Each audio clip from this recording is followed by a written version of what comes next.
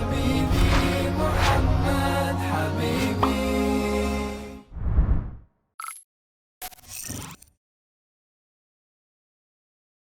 أعوذ بالله من الشيطان الرجيم. بسم الله الرحمن الرحيم. الحمد لله وكفى وصلاة وسلام على عباده الذين اصطفى وعلى آله وصحبه وسلم تسليما كثيرا. أما بعد خبجمتوتا جالتمتوتا هردفتوتا چانال يوتيوب علي سفيان.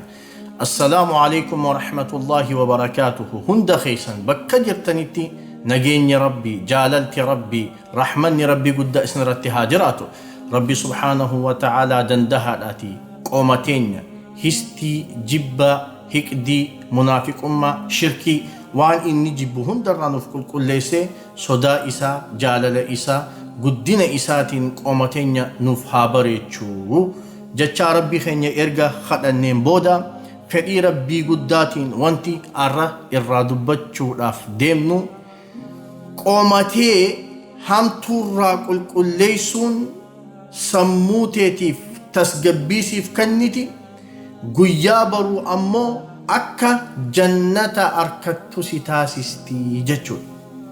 Obboleessa kiyya kan islaama obboleettii tiyya tan islaama qoomatee wanuma hamtuu jibbaa ja'anirraa qulqulleessuun sammuuntee addunyaarratti akka tasgabbii arkattu si taasisti nagahe jechuudha. Raaha guyyaa baruu ammoo guyyaa qiyaamaa akka jannata arkattu si taasisti jechuudha. Seenaa gabaabduu ta Nabi Muhammad sallallahu alayhi wa sallam nuuf odeesse tana gurra qalbitti qaawuun na caqase. Gaaf tokko Nabiin sallallahu alayhi wa sallam sahaabaa isaa babbareedoo sanii wajjin akkanatti osoo ta'aa jiraniitii gurbaa tokko خور جنة الراتهيتو هلاتنا نسينجي نبي صلى الله عليه وسلم قرباتكو خور جنة الراتهيتو هلاتنا نسينجي نبي صلى الله عليه وسلم صحابوني أجائبة دعان أين قربانهم أين يفكر قربان خوبي إساء لمان هركتك أبتي خان بشان إني ودأتين أريد إساء ترى بب أخوني هلاتان والسينجو صحابتي تشيتوكو gurbaa kana jala deemuu eegaledu ilaa hanga mana isaa galutti mana isaa jala dhaqe sahaabtichi tokko ka'e wayta mana isaa jala dhaqe aboo ani keessummaadhaati na bulchi je'een guyyaa takka lama bira bule ilaa hanga guyyaa sadiitillee watakkallee gurbaan salaata shanan salaatuu malee waan biraa wanni inni godhu takkallee hin qabu duuba halkanillee nama akkasitti dhaabbatee ibaadaa godhuu miti. Hogguu kana sahaabtichi kuni dhugaa jirtu himeef aboo ani wanni nin si dhufeef waan biraatiifi miti. Rasuula Rabbii alayhi salaatu wassalaam kan ja'uun dhagehe gurbaa tokko kan warra jannatarraa taheetu hulaatanaan isinitti asseenaa ergamaa Rabbii isaa ja'uun dhagehe alayhi salaatu wassalaam.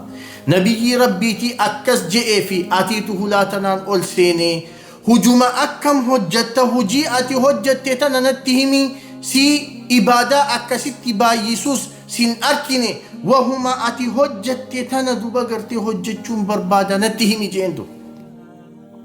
Wayta kanaa sahaabtichi bareedaan addunyaarratti jannata badhaafame kuni maal je'een dhugaadhaan akkuma na arkitu kana nama ibaadaallee akkasitti jabeessuu miti waajibaata rabbii kiyyaa malee ammoo gizeen rafuudhaaf deemu yeroo hundaahu sammuu tiyya qulqulleesseetiin rafa takkaa nama islaamaatitti hamtuu yaadee hin beeku takkaa nama islaamaatiif jibbaa qoomatti qabadhee hin beeku takkaa nama islaamaatitti sharrii yaadee hin beeku nama islaamaatiif haada hidhaa hin buluu je'e.